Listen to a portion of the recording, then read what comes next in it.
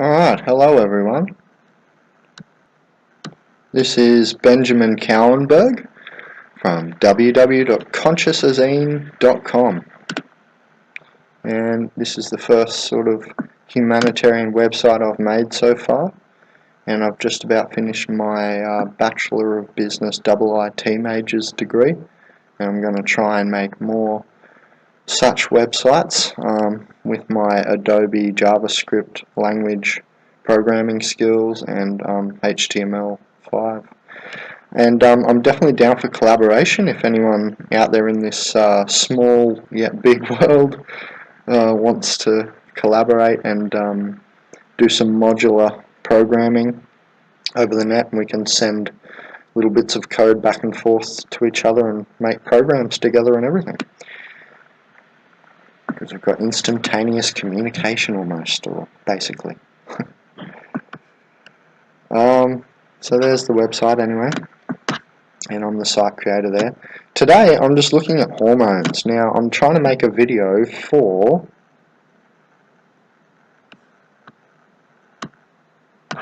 Alana, and thanks for donating, Alana.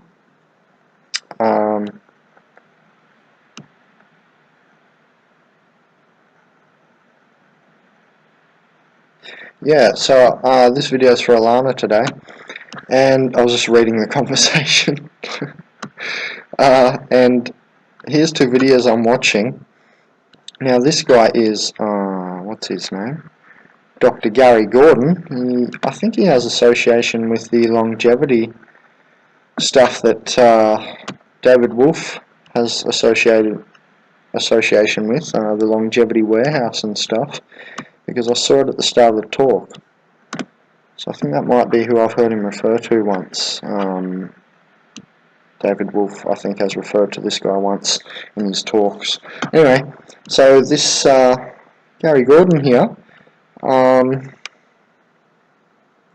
has a good little video going here. It's an hour and a half, so we're not going to play it and watch it, but 7 top hormone imbalances. I thought I'd add it in the start of the video just while I'm researching, because it's a nice little slide. Cortisol is, one that's occurring quite often. Progesterone and estrogen. Now remember, I always talk about aromatization, the over-estrogenization of the brain, and as you age, and especially women over 40 and 50 and so on, I always use passion flower, and I'm a male at 30, so I'm already using it myself, and passion flower can stop some aromatization in the brain. The process of just things like progesterone and stuff turning to estrogens, and more estrogens in the brain. So there's a couple of things you can do, but passion flower is one of them. I take DHA, not DHEA. I'm not taking DHEA yet, the hormone testosterone, either, and I'm not taking anything for my thyroid besides iodine, seaweeds with iodine. I have my little Nascent iodine bottle, which I actually bought from the longevity warehouse that these guys are associated with, that I'm not. I'm from consciousazine. I don't really know these guys. So yeah, the thyroid. A lot of people have sleeping problems, and I directed Alana to this video that David Wolf's made called Hormones: The Natural Approach, and I just wanted to go back over that video, and this video was under it in the search. So there's a good little video as well, and he's saying here an honourable mention to insulin, leptin, low testosterone, low growth hormones. They're often, quite often, problems with people. They're quite common. And so today we're going to get into as much hormone stuff as I can, really, to try and help you guys out. And I'm using at the moment Snagit editor. I used to use screencast.com, but I found Snagit better, and I can keep recording past 15 minutes. It was like $37 to buy, but now I own it, so it's pretty good. Yeah, okay. So I'm just chilling watching this talk by David Wolf here. We're on to part 2, bad estrogen removers. So that that might help a few of you. There's a reason I show all these videos. That looks like another one good by Daniel Vitalis. I like his talks on water too, and his few talks on eating via the elements. So your earth element, getting that right, and your water element and your air element, so you've got clean air and clean water. Anyway, so what did I want to do? I wanted to just go to this article quickly, which is from the All Around Health page in Consciousazine, the surfing post, where I've gone into benefits of surfing and vitamin D up the top. Now it's interesting.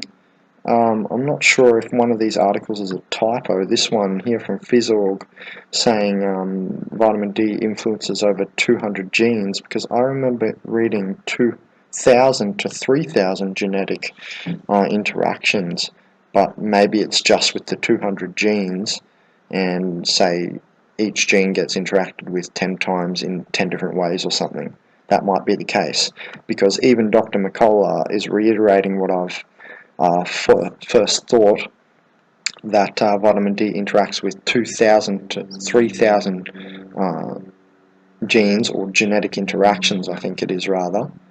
But then this article threw me off, because Dr. McCullough says this is a paraphrase: we only have about 30,000 genes, so steroidal hormone, vitamin D3, modulates 10% of you, and 10% of that, 30,000, would be 3,000. So I think I'm right that it's 3,000, up to 3,000 genetic interactions, but I think it might just be with 200 different genes. So this article here seems like a pretty cool one. 5 amazing properties of sunlight you've never heard about. Now I wanted to just go down to this one here, under here. Daytime sunlight exposure improves evening alertness. A 2012, which may correlate to your septum pellucidum becoming more lucid and clearer. Your septum pellucidum is in the middle brain, and it enhances the imagery of the pineal. So that alertness may actually correlate to what I'm saying, because these scientists may not be spiritually aware and so on people. They may not be meditators and so on, and Gnostics like me, or whatever I am. And I'm the anomaly. No one can deconfigure me. So I think sunlight is giving us a certain lucidity, because every time the moon is full, that's reiterated on me. I notice more parasitical action during full moons, and it's actually when I should take more tinctures, I've noticed. You want to take more of your your tinctures like giogulin, your immunomodulators, all that at the full moon. All the stuff that's like detox tinctures that are going to detox parasitical stuff, fungus and molds and whatever out of you. So that is reiterated, the whole sunlight and lucidity theme. Now the septum pellucidum is in the middle limbic brain, and apparently it enhances the pineal sort of, it's like a lens for the pineal to operate on in our brain. And the pineal, as we all know, is the seat of the soul, and it's also a gland. But it's not the seat of the soul. There's a microcosmic singularity that we thrust up and through into our soul template. So it's not all just contained inside the gland.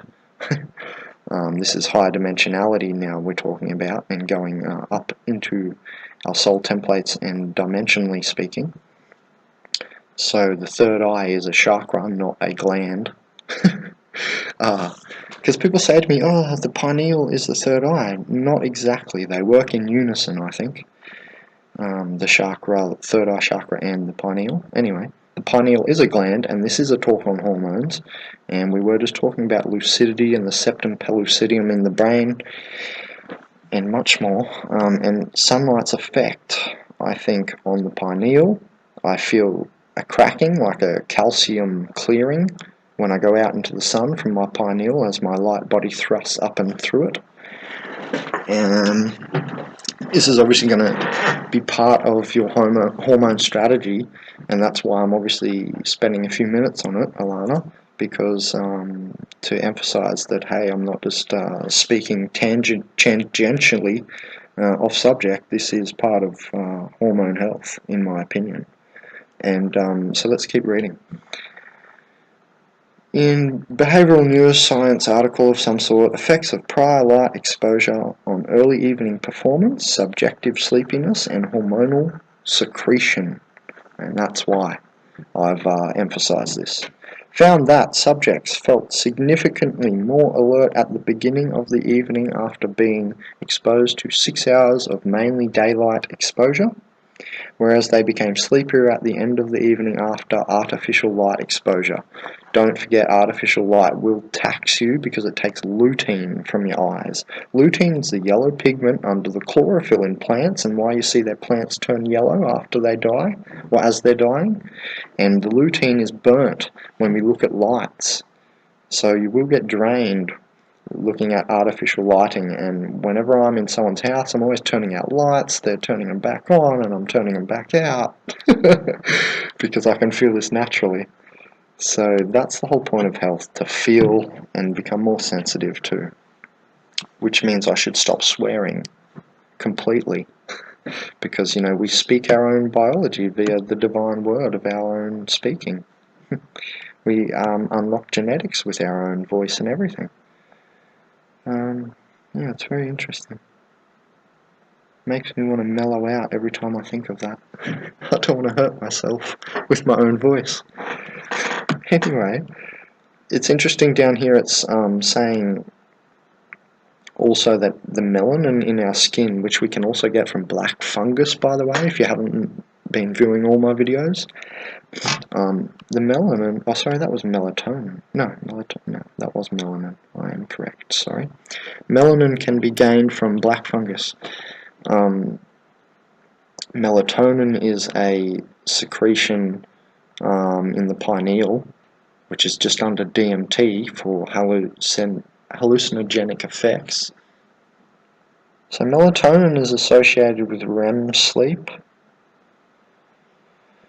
You know, a joint before bed isn't the worst thing.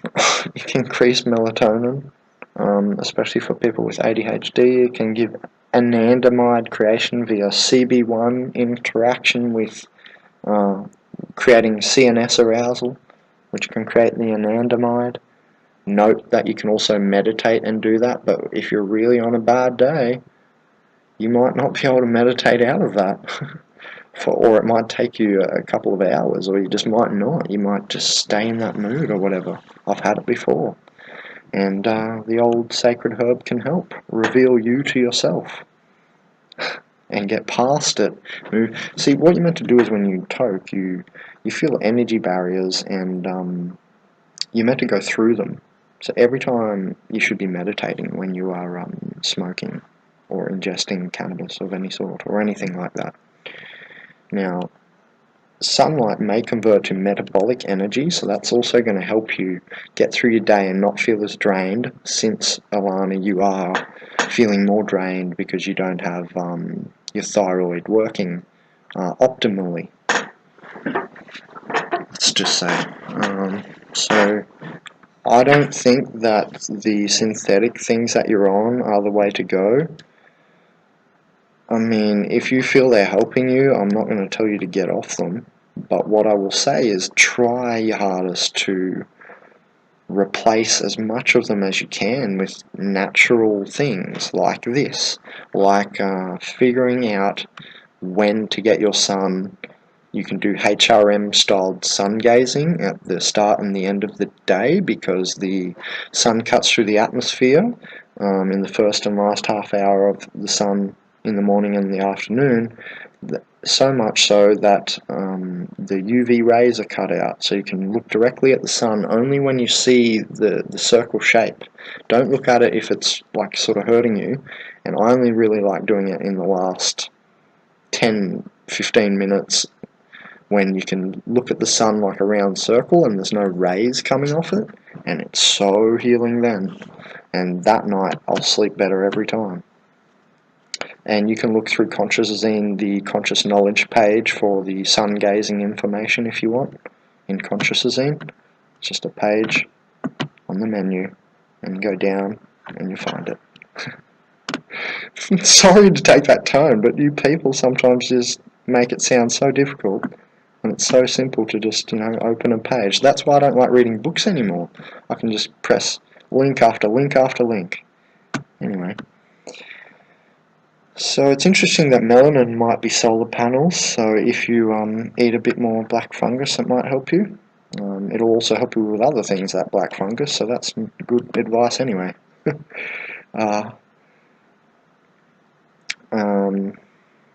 So, the sunlight has analgesic properties as well, pain killing.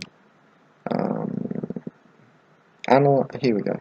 The effect of sunlight on post-operative analgesic medication use.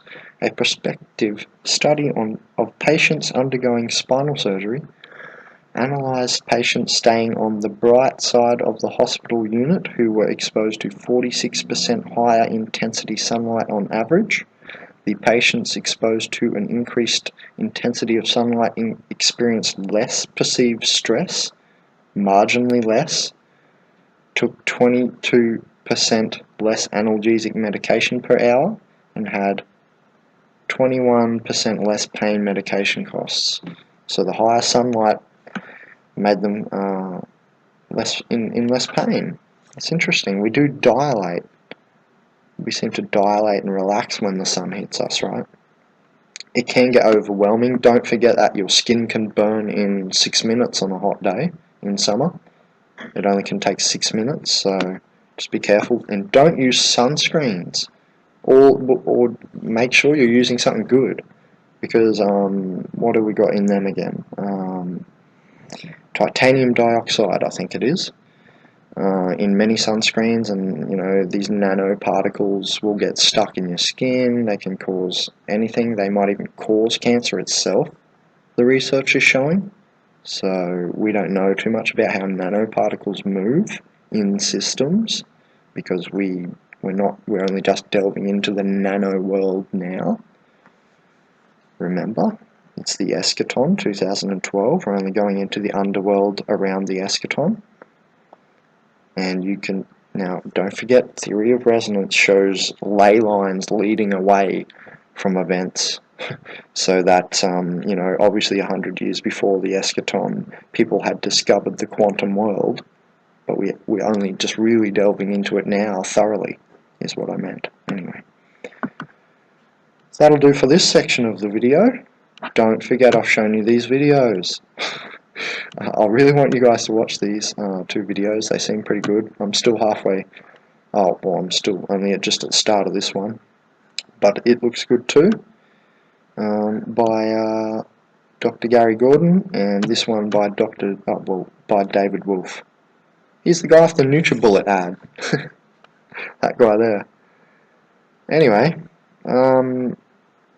so that's just going to do this section of the video. I wanted to show this article mainly, and that idea that vitamin D is actually quite good for you and can influence 10% of you. And it's a steroidal hormone, according to some people like Dr. Joseph McCullough. It's not actually a vitamin, really. It's acting as a steroidal hormone as well. So there you go. There's some information that some people might not have known. And I hope I've helped you too with this, Alana. Hormone precursors found in coconut. And one of the best ones is actually pregnenolone. Have you guys heard about pregnenolone? There's a way you can take coconut and then you convert it to cholesterol and then convert it to pregnenolone, because some people have a metabolic disorder and can't convert to pregnenolone. And then pregnenolone is the direct precursor to progesterone. It's one step, boom, then you're into progesterone. So this is an area you want to go and look at before you go to bioidentical progesterone.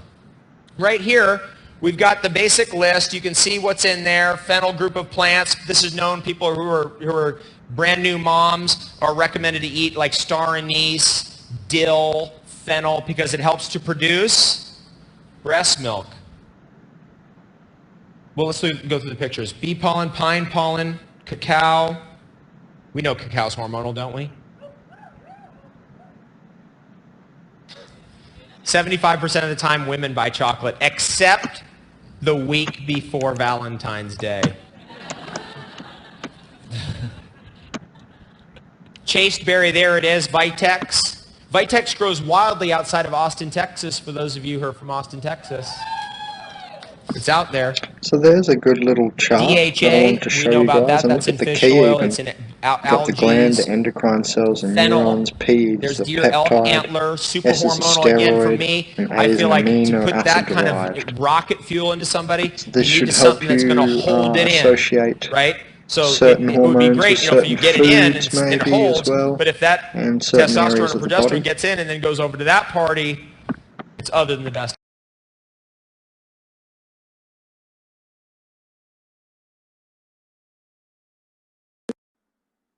So lastly, well, I don't know where I'll place this in the video, but in this segment I wanted to just say a word to people my age and I don't know, your 20 to 30-year-old male who's a bit arrogant and a bit head-fast and headstrong and so on. people I might be friends with, no. No, so the people my age and you know, guys like me and I mean just normal people and some of the friends that I've come into contact with, you're obviously, and we in general, not me anymore at least, I don't drink really alcohol too much at all. Sometimes, very rarely, and it won't be much. I don't really get drunk ever. I can't remember the last time I got drunk. But people my age, and I'll just say we, what we're doing is depleting all the serotonin in our gut. You know, we're having all these energy slash alcoholic drinks and mixes at clubs, all this stuff. You know, you've got all your energy drinks and the formulas, we mix them with alcohol, and then just the alcohol by itself, like drinking, I don't want to name too many brands, but for instance, my friend, he drinks, you know, Jack Daniels almost every day. Now, what he's doing is depleting his serotonin and his gut-brain axis, and no wonder he feels like shit, and he's always acidic. Now, we're not going into alkalinity and acidity today, but I'm sure that that can play a part in hormones as well if you're very acidic. It'll change your hormonal secretions, I'll bet you. Without looking into it, but I'll bet my worth. I'll bet my life on that, because it's obvious and visible.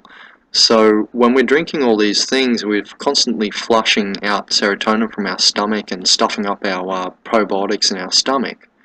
And then we're trying to self-medicate with smoking cannabis, which can further also stuff up our hormonal cycles and sleep cycles. But, you know, we're self-medicating, and people are using that to get them to sleep, because, you know, the hormones are all stuffing around, and this does have some connection to the GI tract and the serotonin thing that this guy, Ronnie Allen here, is saying in his article. So I just wanted to add that in for people my age, to just have a think about it, all those drinks.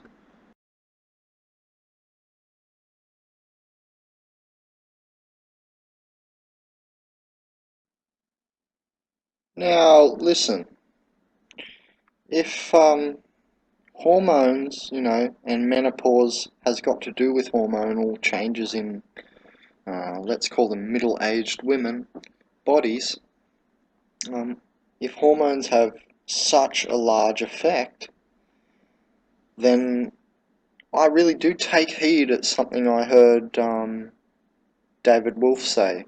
He said, he was talking about hormones and just saying,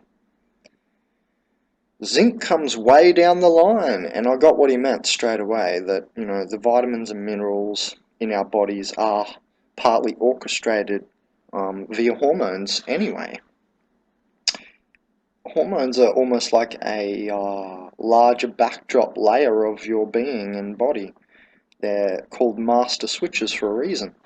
And if you look at this picture, I mean, you can really see that, right? because that can take over your whole day. What if you're like any of these major extremes each day, or one each day, or whatever? You can just see that there's huge lists under the things associated, problems and issues associated with hormonal imbalances. So, I mean, they really are master switches, and I really just wanted to get that across with that little picture from, this is Dr. Gordon's talk. Now, I'm not going to copyright and sit here and listen to it. I'm going to listen to it in my own time, and I'm just showing you all these videos, and I wish that you go and view them in your own time as well. So, what's brought on all this video? Well, we've seen the picture of Alana, my friend from Facebook there, and who this video is for. Now, so let's go into some of the common issues I feel, because she seems to have some common issues to other people I've noticed who have hypothyroidism. And so that's why I thought, finally, I'm going to shoot a video on it. Alana, this girl, has problems with it. I've come across too many other friends in my life that have problems with it, so I'm going to shoot a video. So, hypothyroidism is a condition in which the thyroid gland doesn't produce enough thyroid hormone, and just hormones. So if your thyroid goes down, your hormonal system really takes a hit, in my opinion. However, you can still get vision, you know, you can still have an active pineal gland, so, and you can still have active ovaries and all the other glands of the hormonal endocrine system can be, you know, partially quite well functioning as, you know, usual or normal, so to speak. So, you know, it isn't, don't get too down, it isn't the end of your life, and plus you've got me making a video for you to help you. So, how good is that? It's not all bad news. Anyway, there's a little diagram of estradiol and testosterone. So that's the major women hormone, and that's the major man hormone. Don't forget that we all start out as women in the womb, and then the males get turned into males in the womb while we're still a fetus by a bombardment of testosterone. So there's something in that. Man the head of spirit and woman the head of creation. Man the head of the spirit, but a blunt spearhead. Anyway, so there's a few links here, and I'm not going to go into them all, because this video is going to take long enough already. Let's just quickly go to this one. So this is a good website, WebMD. It's very astute, very well checked over, and on the money, so to speak. You know, it's very accurate, and they won't even guess too much on here, like me. They're so-called professional, quote-unquote. So, it's a good little site I look at often. So, you know, you can go there. Anyway, there's a diagram of where the thyroid gland is in your neck there, just so you know. And that can help you feel if you have a swollen thyroid or something like that. Right, now why? Why have I done all this? Well, we'll go into what Alana's struggle is, which is the common struggle I've come across, in a second. First we'll continue talking here. So an underactive thyroid often occurs when the immune system, which usually fights infection, attacks the thyroid gland. So you've got an immune system problem then as well, if the immune system is attacking your thyroid gland. So this damages the thyroid, which means it's not able to make enough of the hormone thyroxine, leading to symptoms of an underactive thyroid. Someone else mentioned this Hashimoto's disease to me. So a condition called Hashimoto's disease is the most common type of autoimmune reaction that causes an underactive thyroid. Now, let's take a break and go off these keywords. I said, yep, you've got an immune system problem, and autoimmune comes up, sure enough. Now, and we'll talk about that in a second, but let's first talk about the underactive part. Underactive keyword, underactive thyroid. So if it's underactive, perhaps we want to activate it a bit, or rest it so it can putt along, you know, at a nice pace when it is on, and be a little bit more active than usual. How would we do that one, the latter thing that I mentioned? Might be by hanging off your bed 10 minutes before bed, hanging upside down off the edge. You know, fully arching your back backwards and hands on the ground, head on the ground, whatever you want to do, but just basically upside down off the edge of the bed. That's if you don't want to invest in one of those upside down swingy majigs. So that's what I do. 5 minutes before bed, hang upside down, and also what you can do is put a pillow or two, preferably two, but it might take you a while to work up to this. Put 2 pillows under your bum and no pillows under your head, which gives you a 45-degree decline, so that your head is 45 degrees lower than your bum because it's up in the air under 2 pillows. This will actually shut down your thyroid so that when you wake up the next day you really will feel rested, and you will have more energy in the thyroid. You'll have kept much more Jing energy, much more Qi spark will be able to happen. And there will be more Shen or aura for your thyroid as well.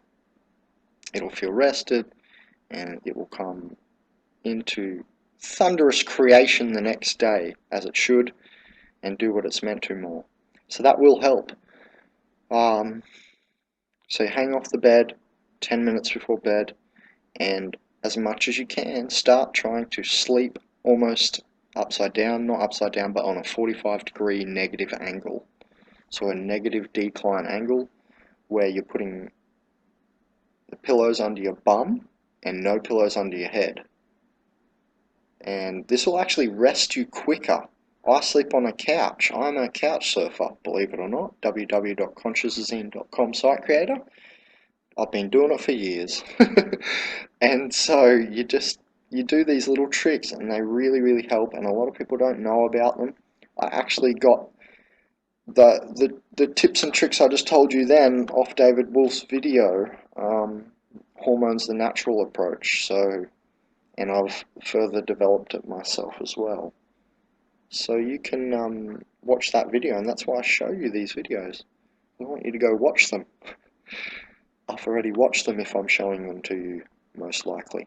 Anyway.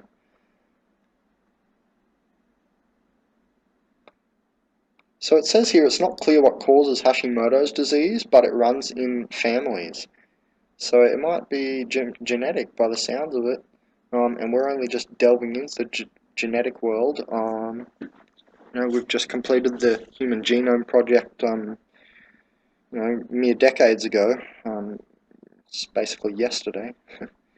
It's not 100 years from now, and we know everything about genetics. So I'm guessing that Hashimoto's might well be connected to some genetic goings-ons. So less common causes. Worldwide, a lack of dietary iodine is a common cause of an underactive thyroid because the body needs iodine to make thyroxine. However, iodine deficiency is uncommon in the UK. So, in my video Nutritional Road Trip 2015 that I just produced, I showed you how I use my iodine in the little dropper. You can even put a drop in the back of your throat on your tongue. The one I have is oral iodine, and I put it on my skin. I showed you how I put it on my skin and how it raises the vibration of those little areas. Well, I didn't show you how it raises the vibration, but it does. So I put it on my hands, the iodine, after a long day working, and it clears up any sort of almost arthritic feelings, and lactic acid buildups and so on. It seems to totally raise the vibration of any little sore spot in my hand. So I put this stuff all over my body, and especially I do drip it right in front of my thyroid on my neck. Remember the diagram I just showed you where the thyroid is located? I'll actually put the dropper of iodine there as well, and in the back of my throat, and all over my skin, especially at your wrists, because it'll absorb really well on your wrists, and you want to hold your wrists together because it's an halogen, because it's a tincture, it's a halogen, and I want all the effects, so I'm going to hold my wrists together when I put it there. Okay, so you can look into iodine supplements, but definitely get tincture iodine. It's the most absorbable. Obviously, it's a tincture. It's got alcohol in it, and the alcohol drives it into your system really quickly. So it's the most absorbable way to get this sort of stuff. And that's why I love tinctures. So start getting into your tinctures. And Alana, you're definitely a sagey type girl. I can tell by some of your pictures, especially the picture I showed on this video. You have sage in you. So you should be on the tinctures. You should be hearing me right now. Anyway, an underactive thyroid has also been linked to some viral infections or some medications used to treat other conditions, so be careful, such as lithium, a medication sometimes used to treat certain mental health conditions, including depression and bipolar disorder. If that isn't a elite-driven conspiracy to send the shamans crazy, I don't know what is. Firstly, the universe is bipolar. You normal people are the people who are fucked. I'm natural if I'm bipolar because the universe is bipolar. Up, down, left, right. Second, lithium. What the fuck? I heard they're trying to put this in our water. You heard about the fluoride in the water, didn't you? Was that a good idea? I'll leave the rest of why I said I think that's an elite-driven conspiracy thing going on right there to you to figure out. You can figure what I mean there. I think it's obvious. Anyway. Amiodarone, a medication sometimes used to treat irregular heartbeats, can also cause an underactive thyroid. Interferons, well, that's well labelled. The interferons, a class of medication or drug, because it's synthesized in a laboratory. You know how cannabis isn't a drug? How it's a herb because it's not synthesized? Yeah. So interferons, a class of drug, sometimes used to treat certain types of cancer, and hepatitis C, can also cause you an underactive thyroid. So in other words, I'm seeing shit-ass modern-day medicine. Synthetics is the cause. And that's why I produced a video called Synthetic Society's Miasma about the Black Alliance, because you guys are definitely a Black Alliance. Precedence out of ignorance, hey? Yeah. Speak to your GP or specialist. I'm not a GP, I'm not a specialist in thyroid. I've shown you several times now my notes, which include someone called Alan Christensen, who I don't know, who seems to be a thyroid specialist. So that's who you would go see, right? Wouldn't ask me all the ins and outs. This is just a broad overview video because I feel I can help people with my synthesis here, synthesizing all this knowledge together, and my little inputs, my little smart-ass inputs.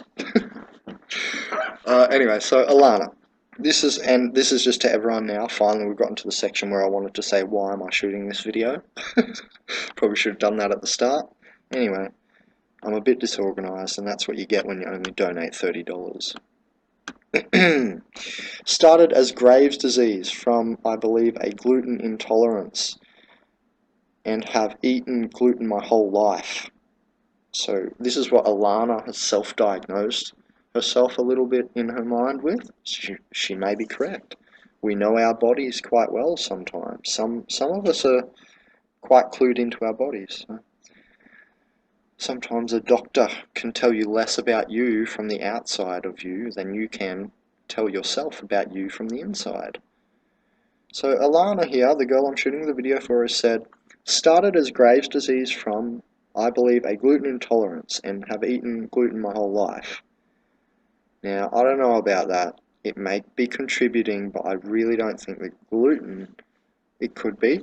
Again, I'm not an expert in here. I just don't think gluten is the full causal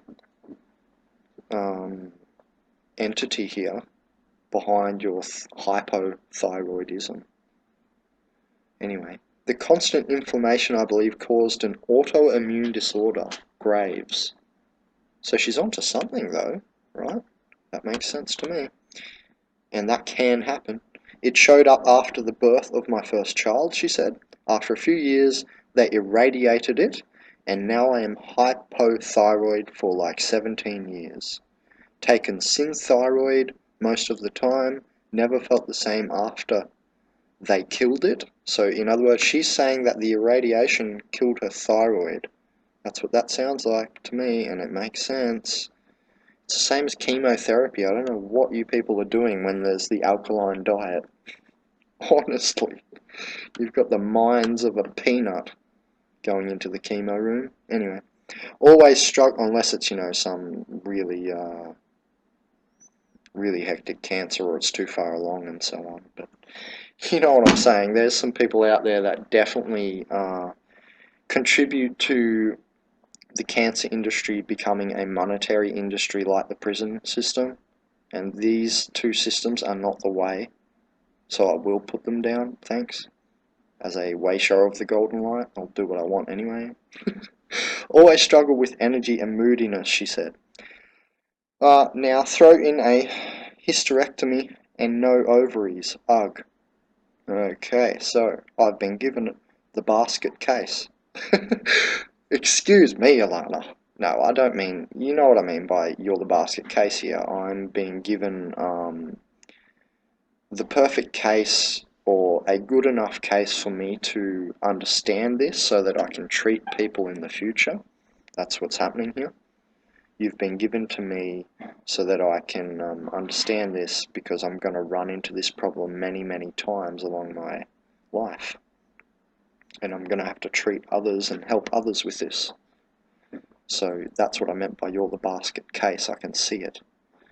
You've got these other problems thrown in there, so my work, I'm cut out. I've got my work cut out for me today.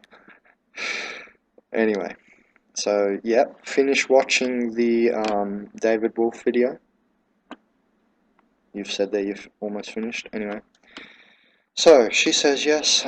She thinks they've killed her thyroid with the irradiation. Synthyroid didn't really make it worse, but I never felt like it made it better.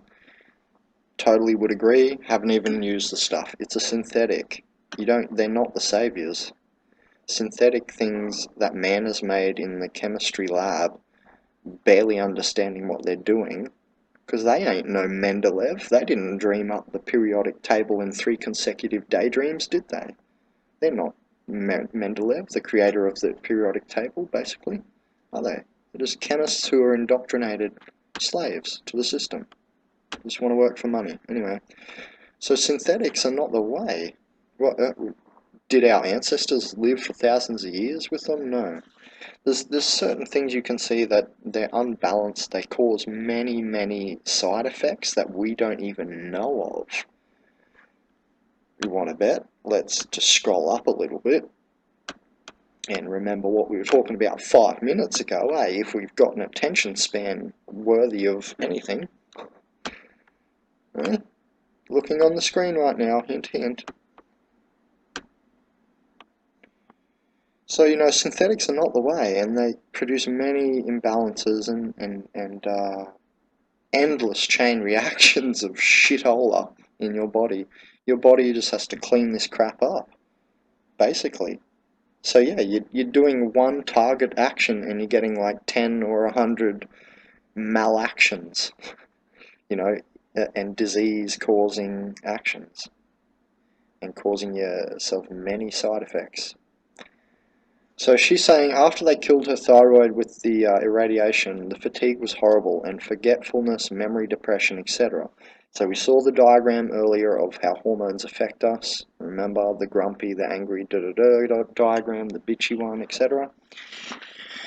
So she thinks those symptoms brought on after the treatment and they never got much better.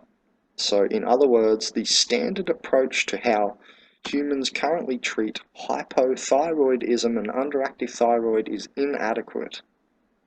And thus I'm here to give my helping hand. Okay, I think I said this.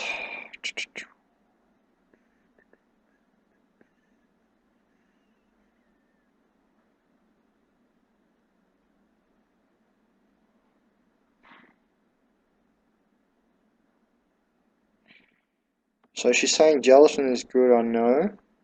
So she thinks gelatin is good for her stomach. Now, if you're going along those lines, just trying to fix your stomach there, a bit to do with all this and the celiac stuff and etc. I'm about to produce a video just on probiotics. I'm just going to call it like Probiotica or something, I don't know. But it's for my friend Claudia, who's got some major sort of gut issues. So watch out for that video, because that'll relate to what you're saying here. You want to treat your gut. On the all-around health page in consciousazine.com, on the front pages, this is, remember, a back page I'm reading off here. On the all-around health page, there's lots of info about the gut-brain axis. So get into it there and read all those articles. And watch the video I'm going to make called Probiotica for Claudia in the $30 Bandit Food Plant Teaching Series on YouTube. And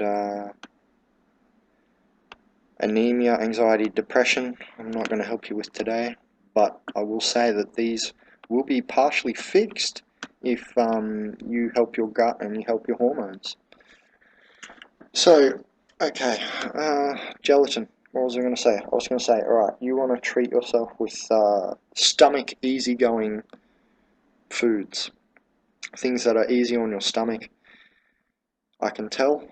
So you would want to eat a lot more berries. You're also going to get the antioxidization, and you're going to get, for instance, the anemia taken care of if you eat a lot of mulberries, because they're high in iron. And they are actually quite high in iron, the mulberry. So grow a mulberry tree. They grow real quick. You can have one by the end of the year, first season. So you're going to eat a lot more berries, not just gelatin. This is a simple shit-brained approach. Oh, gelatin is good. Okay, Alana? You want to not do shit-brained approaches, you want to complexify. Always add it in and complexify and see what you can change, see what you can do. What removes fluoride from the brain? Alana asked me. Don't know, well, I guess it is relevant because the neuroendocrine secretions are very important from the pineal. Not to mention the, what's it called in the brain? Oh, I've forgotten it. Endocrine system. And I'm going to say, how could I forget it? Where is it? The hypothalamus and pituitary. Alright, so I was saying that the fluoride can affect the pineal, and basically what I was going into saying was that the hypothalamus and pituitary are also important.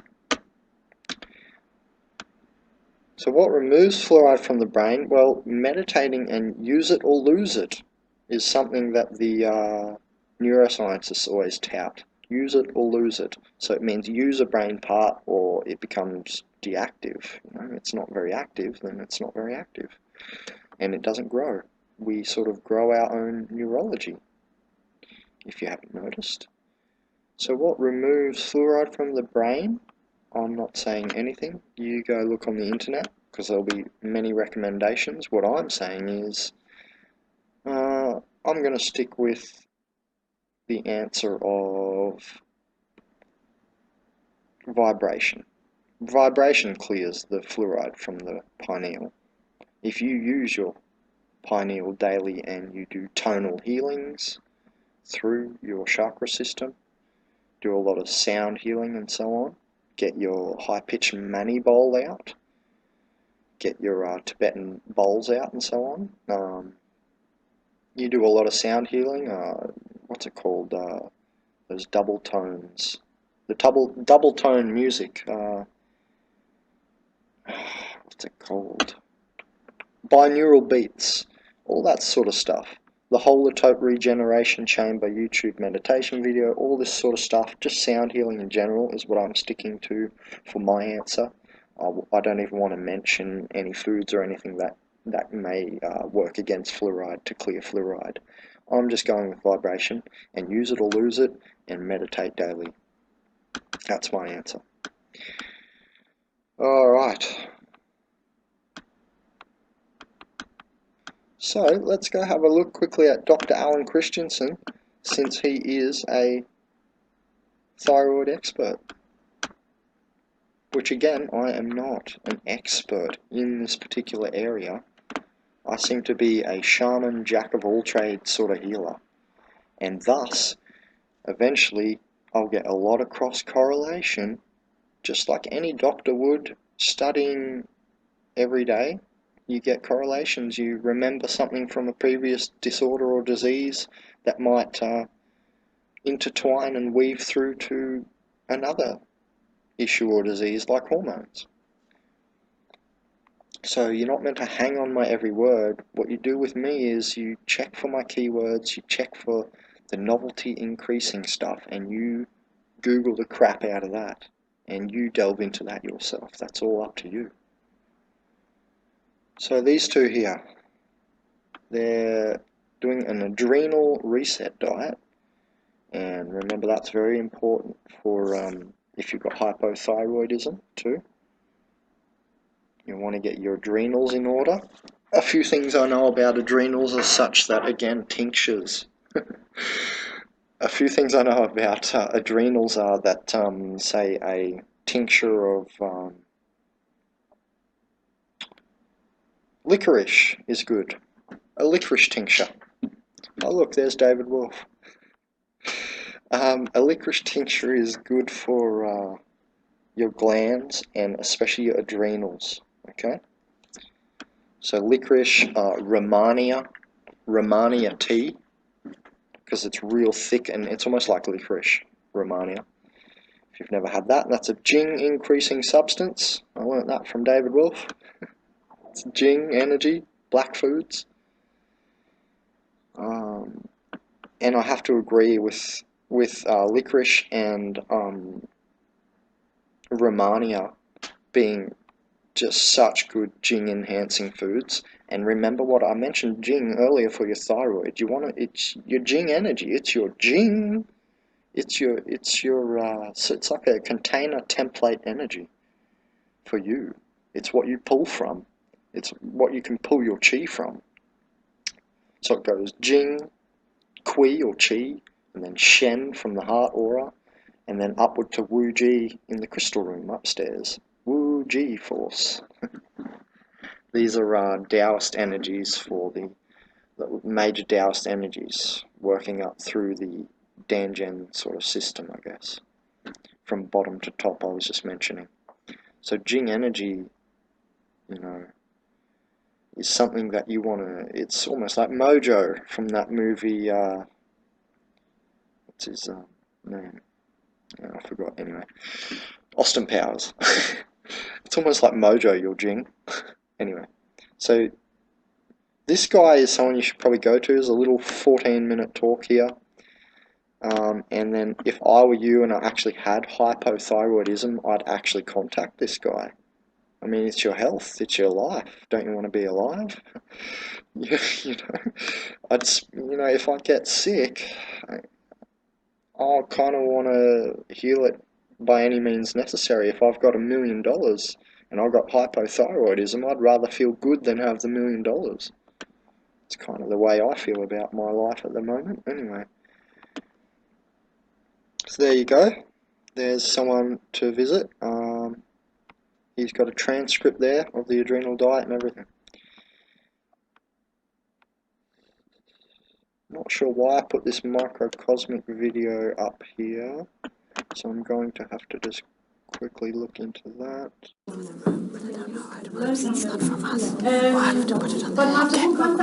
Not sure.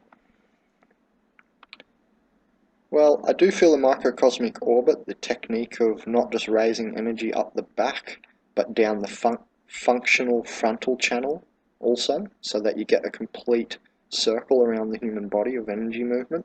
That's the microcosmic orbit. I do feel that the microcosmic can help you with thyroid stuff, only because it may just help you sleep better.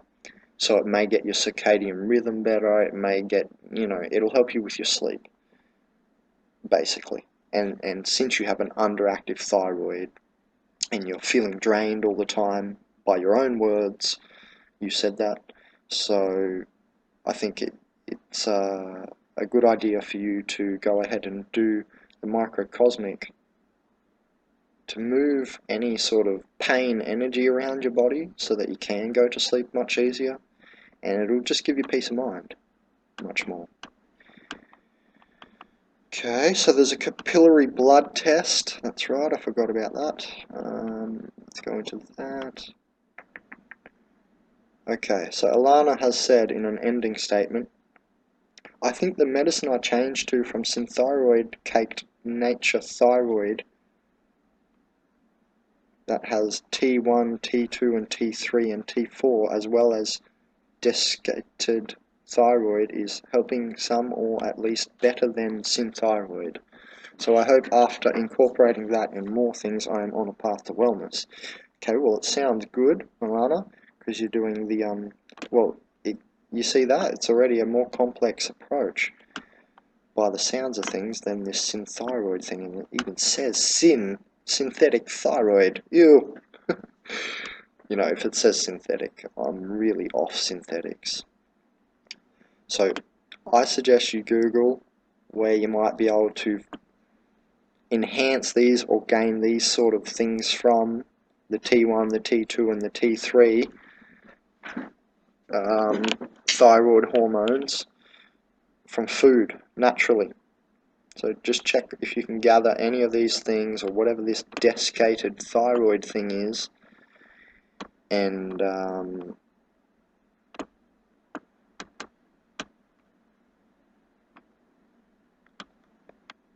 thyroxine as well. See where you can get any of those substances from food. Just check,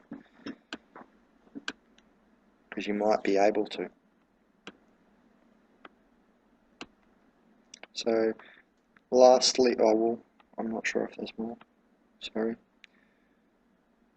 So there exists capillary tests for estrogen levels. So there's a blood test, and there's like a little finger stick you can do. The serum or plasma test is what most conventional doctors routinely order. This is to check your estrogen levels. Estrogen's a hormone, and it's a good idea to keep that in check, or just at least know what's going on, because if you have aromatization going on as well as an underactive thyroid, you definitely, you don't want both if you can avoid both going on. So you might want to start getting on passion flower tea to stop the aromatization, which is the progesterone, testosterones, and so on turning to estrogens in your brain, and it's one of the major causes of aging, or it's just up there. It's not, like oxidation, but it's up there as a major cause of aging. In the declining years after you're about 50 or so, you get this sort of thing. So even if you're only 30, 40, it's a good idea to just make sure, especially if you've got hypothyroidism, that your estrogen levels are in check, and just check all that sort of stuff. Or you're just going to have more pain increasing.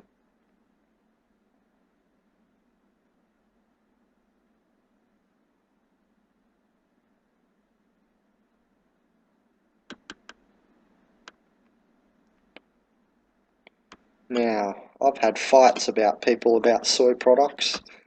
Not physical fights, but verbal. Oh, stop it. I've put here, avoid soy for their phytoestrogens. Look, I've heard people say it, I've heard doctors say it, I've heard David Wolf say it, I've heard other people say it. to avoid soy for their phytoestrogens, as a general statement. However, recently I was living with people, for instance a girl who was working at one of the health stores here, I've forgotten the name of it, one of the larger health stores chains here, and her boyfriend was telling me he read a article, yeah, a friend of a friend, someone told me that they were reading a peer-reviewed article that sort of pushed out of the way the idea of soy having a xenoestrogen effect in the brain. Now, I went, oh yeah, how come I can see it in your eye?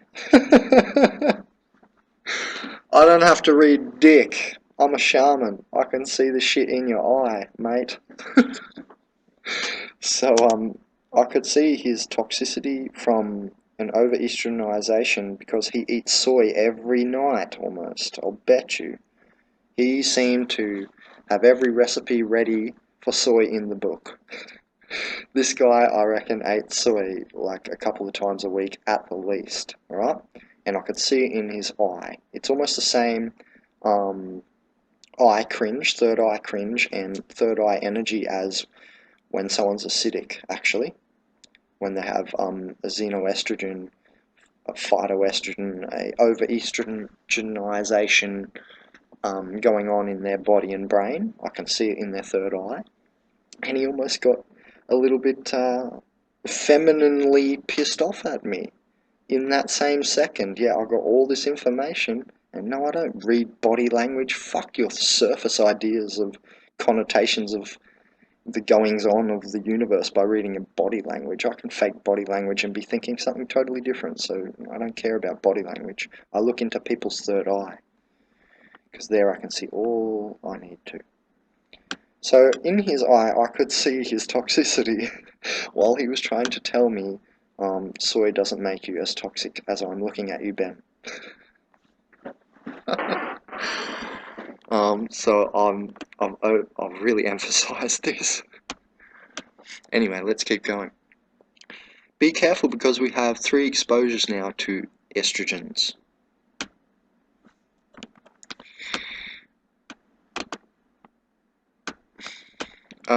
So we have 3 exposures to estrogens. Now, not just age-related accumulation of estrogens, all these PCBs as well, biphenyl A, which is plastics, you know, the really cheap plastic bottle, not Tupperware. Tupperwares, I don't think, contain biphenyls or BPAs or PCBs. So get yourself some Tupperware, or what I do is drink out of glass bottles all the time. Never go near any plastic, because the plastic is one of the major exposures to the xenoestrogens in our environment, which is causing aromatization and aging of our bodies. And it even says here, look,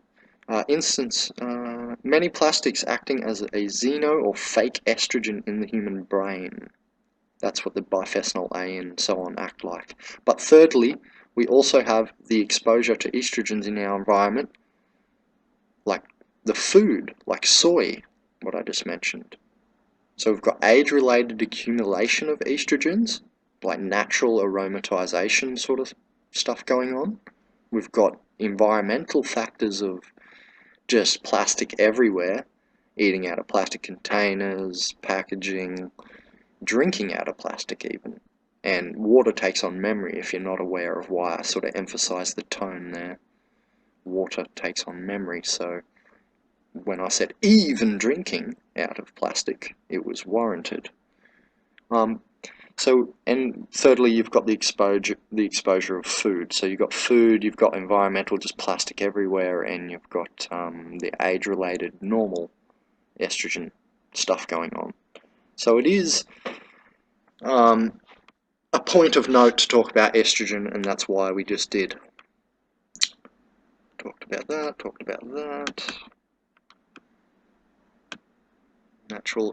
So we were just talking about aromatization. So aromatase inhibitors are passion flower tea, gets rid of the deep-seated contractions or holding patterns, which is what an accumulation of bad estrogen is. The best way to get this is via alcohol extraction or in a tincture, but I also have it in the tea all the time.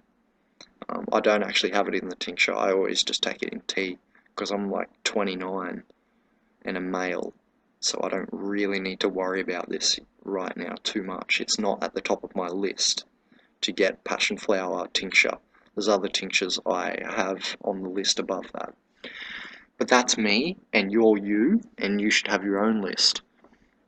Okay, chamomile and nettle root for men, especially nettle root for men, is a aromatase inhibitor. It's going to stop over-estrogenization in your brain. Soy extracts, genistein and diadzine, resveratrol, polygonum, and that's possibly why this guy was saying, hey, no, soy doesn't, do this stuff, it's not bad. He was saying he read this article that, what I was mentioning before. And that's possibly why, I bet you in the article they mentioned stuff like that, and then he got the idea that, oh, well, it's not toxic at all, it's not causing over-estrogenization, it's actually maybe stopping it. And one might think that from reading it. Perhaps I would have as well. But, I can see otherwise. I'm not sure, and I'm not sure the experts are even sure why soy is doing it. Besides the phytoestrogens, not like we narrowed it down or anything. Okay, I was being sarcastic. Sorry, I want to have some fun sometimes. Anyway, resveratrol, which is the longevity substance in the red wine. Polygonum multiflorum, or the Hoshu Wu, is where you want to get that from. The Polygonum cuspidatum, Japanese knotweed. You want grape-derived resveratrol, not so much the Japanese knotweed. So you don't want it from the Polygonum cuspidatum or Japanese knotweed. You do not want that resveratrol. You would prefer the resveratrol of grapes. So oleuropein, the longevity substance and amazing substance in olive oil, found in all parts of the olive tree, so all of it. I highly prize olive leaves in my tea mix, ever since I started using them a couple of years ago. In 2014 summer foraging video, I believe I went over all the specifications of oleuropein and olive oil and why it's so good. I delved right into it. Quercetin, onions, apple skins and berries you can get them from. Mentioned you also eat berries already, so there it is reiterated again, Alana. Pardon me, I've not drunk much water this morning. So, natural hormone builders: bee and pine pollen, cacao, shast or vitex berry for women, coconut products, cream or oil. Now that one really, in my opinion, the coconut really is a helper for the hormones and stuff. Colostrum, deer antler, I've heard good things. Not sure if they know why even, but deer antler. DHA, which is related to also to DHEA, which is a steroidal hormone. If we can see it here, it's called diropiandrosterone. Totally mispronounced.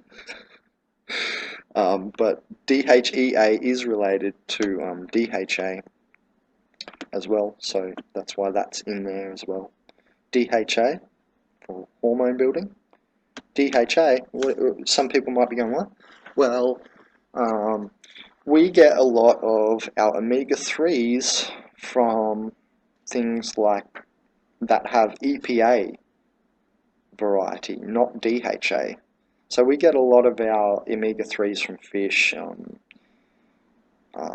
hemp seeds, flax seeds, and chia seeds, right? A lot of people get a lot of their EPA, omega-3 long-chain fatty acids from those things I just mentioned. Now, DHA isn't in those things, and it's very rare. You have to get DHA, this omega-3, from krill oil and squid oil. And actually, they're putting krill and squid oil into super tablets now, and they're the best thing I ever had in relation to omega-3. They are so powerful. The krill combined with the squid oil ones, just go have a look in the chemist, and you're always looking for more DHA in your omega-3 than EPA because you get the EPA just everywhere. So you're just always looking for the DHA because it's rarer. Just check on the back of the label if you end up buying tablets. Okay, continuing on for natural hormone builders, fennel group of plants. Now, saying that, you don't want to have fennel every day. It's not an everyday plant. Go check my fennel video in the $30 food plant teaching series, and you'll know why. I can't remember why. All I've saved is that you don't eat it every day. And indeed, when I used to before I even researched that video, I used to frolic in the garden, and I used to notice that I couldn't eat the fennel every day. I just didn't want it. I didn't feel like it. So I want to tell you all to be very tactile and very aware of your own body. This is what it all comes down to, so we don't end up trekking into synthyroid hell or synthyroid territory. Hint, hint, chemist. The fake apothecary at the end of history. Let's continue on. Maca. Definitely, I recommend that one in this list because the energy coming from maca, it's like almost aphrodisiac. It definitely gets you up and going. It definitely gives you massive energy boost. Maca is just up there for me. Love it. To do with this, couldn't be more perfect. And you're going to get 17 out of 18 amino acids that you can't get naturally by your body just producing them naturally. So hey, shout out to HRM and sun gazing. The sun is not giving you the 7 essential sugars, the 18 essential amino acids, you know. So we've just got to have a think outside any box that's ever placed on us, and that's what I'm good at doing. And that's why I like cross-correlation, so that I don't get stuck in any one grid. I'm the shaman, I walk across many grids. Grids of experience, 6-dimensionality grids I'm talking of. Anyway, let's backtrack. Let's rewind way back, because people are going, what? So maca, definitely that energy, I can feel it really suitable and suited to what we're talking about here, hypothyroidism, underactive thyroid, and the lack of energy associated therein, or therewith, and royal jelly, again, a massive energy boost, but maca, it's just such a punch. The maca really gives you such an energy punch. Get on it. If you've got this problem, get on it. So saturated fats in general, they'll also help you feel better, sleep better. Lessen ADHD. The omega-3s will do that a lot because it's like the end of your when your neuron's firing. If there's not enough omega-3s there, it's like it shorts out and it produces serious pain. I know this from having ADHD. Anyway, let's continue. Tonkat Ali for men, Tribulus for men. Most people will know those two. Still, I'd barely look at them. I'd go to the maca. I'd be on the maca, and this is just me. Remember, you're going to have to feel your body. It might be colostrum for you. It might be deer antler for you. You're going to have to feel it. But I would go straight to the maca to deal with my energy reluctance, so I have energy again. I'd go straight to the chaste berry, because it's for women, not for men, and you're a woman, Alana. And definitely the cacao, I like its energy for the Jing. It's almost got a Jing energy, but it's not. But it's a very solid energy. I think that's what I was trying to get at. And it'll make you feel the good kind of sturdy, rigid. It'll give you spine, so to speak. It's definitely a high vibe to cacao and will clear out your central nervous system a bit as well. And it's a purple food. So there you go, it even is for the nervous system. I wasn't just joking around. And so that's what I do there. Gary Gordon, watch the video. I can't wait to watch it. I've got it up and ready to go. I should have probably watched it before, but you only paid me $30 and I've got to go surfing because I want to have a good day too. I haven't surfed in weeks, so I want to have a good day off. We went through the serotonin stuff. You could look into these. I mean, you don't have cancer, so you don't really need to. This is just a sort of side note for others watching the video.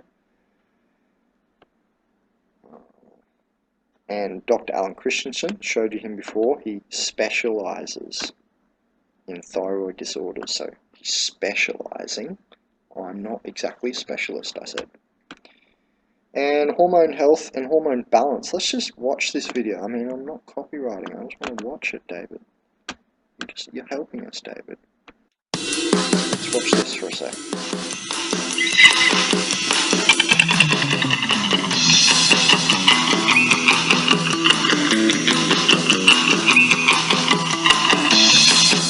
Oh, and before we continue, because they called him David Avocado Wolf, and I also eat a lot of avocados, love them.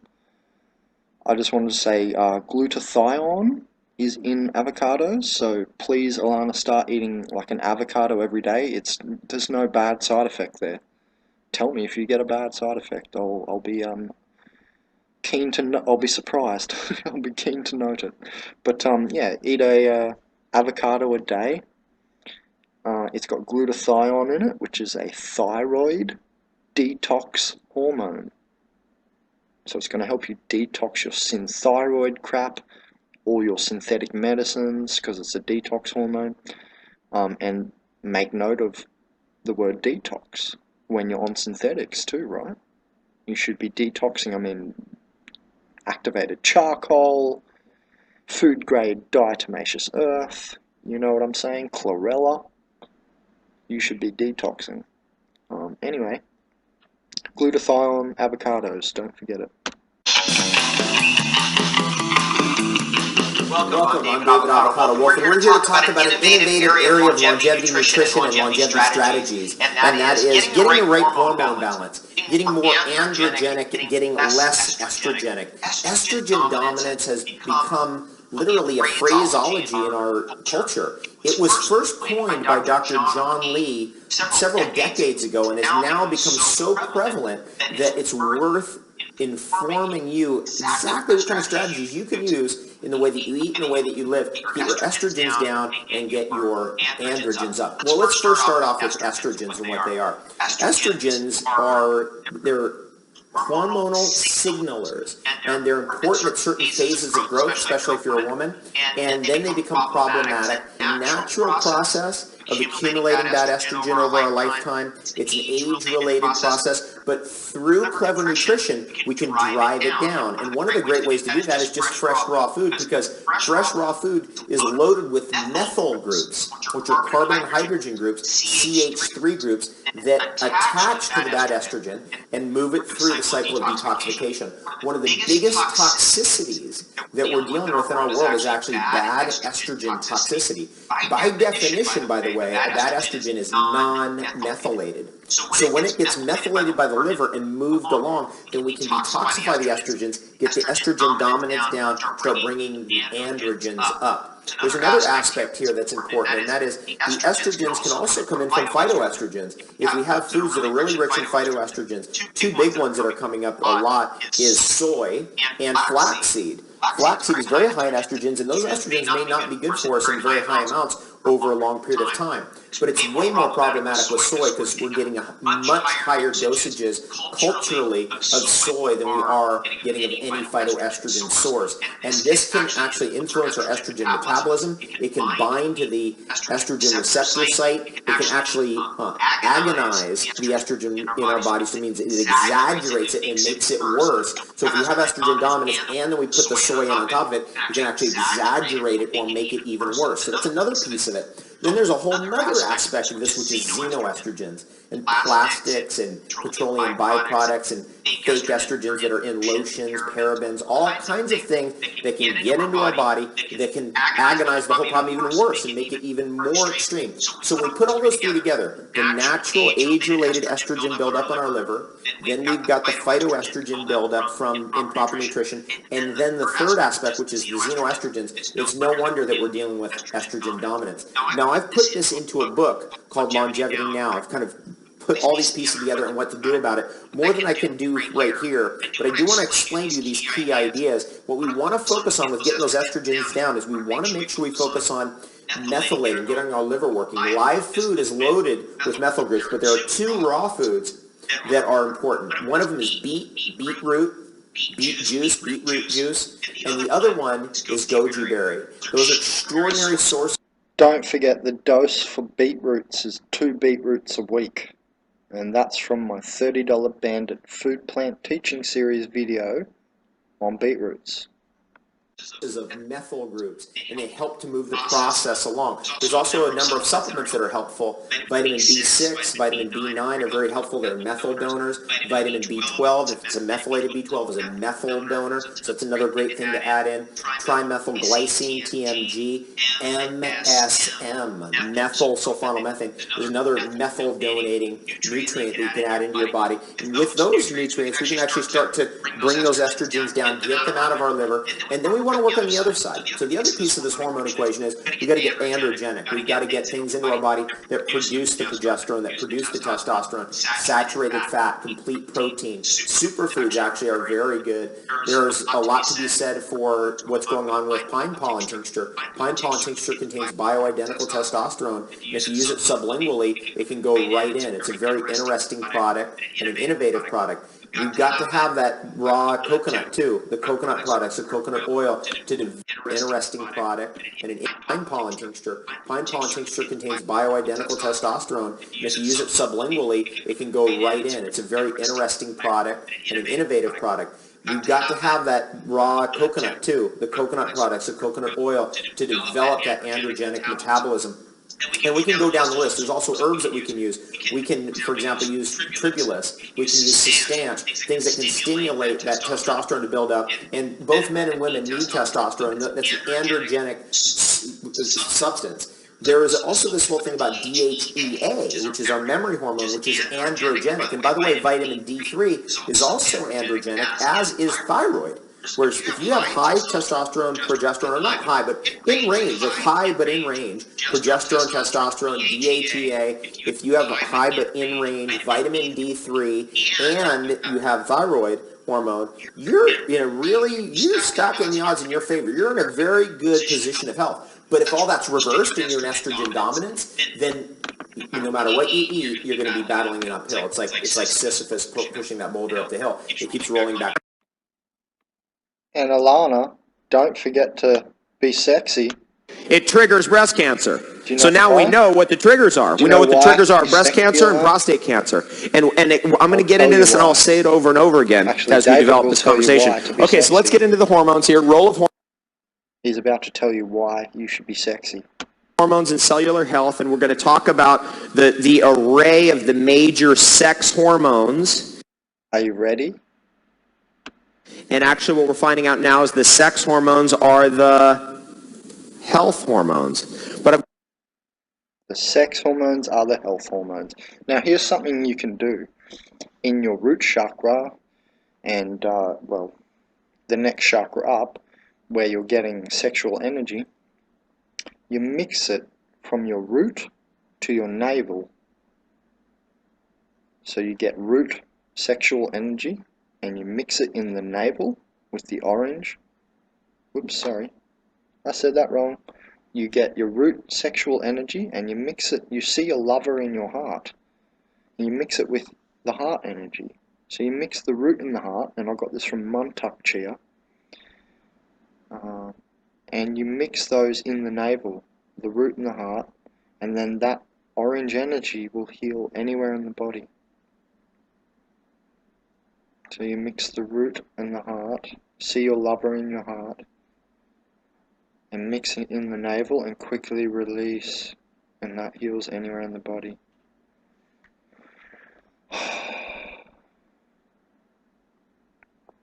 So it's interesting that sex hormones are health hormones, and you know, juvenile hormones and stem cells and stuff are like super health stuff.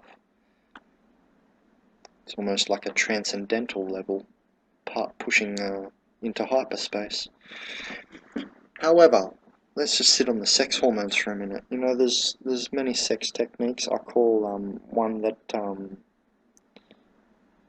I talk of on the Amalgaman Maximum Novelty Health page in consciousazine, the rejuvenation orgasm method. So you can look further into that. But yeah, we're producing endorphins, we're feeling good, there's all sorts of hormone releases. So get sexy. So we're just going to quickly watch what Dr. Axe or Dr. Aches has to say. Hey guys, Dr. Axe here talking about the top foods that can naturally balance hormones. And if you struggle with thyroid issues, adrenal fatigue, any form of hormone imbalance whatsoever, maybe impotence, low testosterone, estrogen dominance, these 5 foods are an absolute must to help you naturally balance your hormones. And I think some of these healthy fats might even surprise you. And so again, if you're going to naturally balance your hormones, here are the 5 fats you have to have. Number 1, you've got to get healthy omega-9 fats. And omega-9 fats include avocados, almonds, and olive oil. We know avocados are also packed with potassium. See, why don't you just listen to me? I already mentioned that you should eat avocados. And fiber and other nutrients that can help balance hormones. But again, omega-9s are also known as monounsaturated fats, can help balance hormones. And you want to do 1 serving a day of those type of fats. And so one of the best, I really believe, is avocados. So doing about a half an avocado on a salad every day, or doing some homemade guacamole, a great way to naturally balance hormones. The second type of fat you want to add in your diet to balance hormones are short-chain fatty acids, and those are found in grass-fed dairy products like grass-fed butter, ghee, and then things like organic kefir and yogurt. Also, the probiotics there can also be... Yeah, and he's hit the point that I wanted to hit myself, that you know, if you do that, you're hitting the probiotic and you're healing your gut as well. So you're killing 2 birds with 1 stone, as the old Haggard saying goes. Beneficial, but short chain fats are great for your gut, and they actually help your body in producing a fatty acid called L-butyrate, which actually is fuel for your gut. So it's great for balancing hormones. It even helps your body, actually, if your gut is healthy, from consuming these short-chain fats. It aids your body in producing a vitamin called vitamin K2 along with vitamin B12, which naturally support balanced hormones. The third fat you want to add in to naturally balance your hormones are going to be omega-3 fatty acids. And we know that omega-3s reduce inflammation. That's why they're beneficial in balancing hormones. So consuming wild-caught fish like salmon, also adding in chia seeds, flax seeds, and walnuts. These omega-3 fats are also excellent when it comes to naturally balancing out those hormone levels in your body. The next sort of fat you want to get in your body are medium-chain fatty acids that are found in coconut. The reason why coconut oil is so good for hormones is your body can burn coconut oil as energy. And so it helps stabilize blood sugar levels. And by the way, one of the biggest things that can cause your hormones to get imbalanced is consuming too much sugar and not getting the right type of fats for your body to burn as fuel. And that's why coconut oil, coconut milk, all coconut products are perfect for naturally balancing hormones. And last but not least, adding a sort of fatty acid in your diet, a type of omega-6 fat, and surprisingly, called GLA, that stands for gamma-linoleic acid, and this sort of fatty acid is found in hemp seeds. It's also found in supplement form in evening primrose oil and borage oil, but hemp seeds contain a sort of fat that has been shown to naturally support progesterone levels in the body for men and women, and so adding hemp seeds in. And so a lot of these you can get in a superfood smoothie for breakfast. You could put in some coconut milk or coconut oil, a tablespoon of hemp seeds, a tablespoon of chia, and then even putting in an avocado there in the smoothie for breakfast. But load up on those 5 healthy fats if you want to naturally balance your hormones. Alrighty. So I've shown you what some of the experts are saying. I've shown you their videos, and I do hope you follow them up. And you know, you've got plenty of links to go through. Pretty much I'll just leave what I have there. So what is that? Well, it's a consciousazine members notes page, and that's a back page. So when I go to www.consciousazine.com, just anywhere in consciousazine, these are the front pages. And for instance, if we scroll down this front page, we see the reference index, the next page, but the notes page is the consciousazine members notes. You'll appear here in this domain, this website. So that's always the notes page. I'm always discussing, because there's no more room on the front pages of Your Natural Paradise page, which is associated with my $30 Bandit food plant teaching series, which this video is kind of associated with, because it's not just an esoteric random video, which I would put in the consciousazine playlist instead. So whenever you're on the front page, you just scroll right down, and there will always be a notes page there, and you'll click through, and then you'll come to this domain, you see, and you can go back. Now, I did not create this website out of my code. This is running off Weebly servers, just because I remember at the start of the video the other day I made a comment about programming, and I'd like to program with people. Anyway, one last note. I was not having a go at you, Alana, really. A little bit I was. I was not having too much of a go at you for giving me only $30. The point was, I wasn't being an asshole. What I was saying was, you know, your $30 doesn't get me far. And if I can't get far, how far can I help you? So I can do more with more money. Money acts as an energy for me. For instance, your $30 ran out almost the first visit to my university. I had to get fuel in the car to get here so that I could do some research and sit here on the computer and do the research. So, you know, and then I've had to, that's why it's taken so many months, because that was months ago, and now I've been busy working, and I don't have extra cash to come in and do the research. So say you gave me $60, it probably would have been done in half the time. That's all I was saying. An energy argument, not an asshole argument. Alright, this is Benjamin Cowenberg from www.consciousazine.com. My page is hidden in the More menu at the moment. Site creator. Where is it? Because I've got to make some changes. It's next to my dad's page, Living on Water. Yep, that's my own father. So he's got some good ideas on solar panels and renewable energy and stuff. He's a pirate. Anyway, not to take too much more time, so I wish you all well in your wellness. If anyone has any good comments, you know, let's help people. Let's put them under this video. So feel free to comment under my videos, not like a dickhead, because I just don't have time to answer your dickheadishness. If you've got something nice to say and you know you're going to be able to help people, just talk with information, baby. I'll see you later.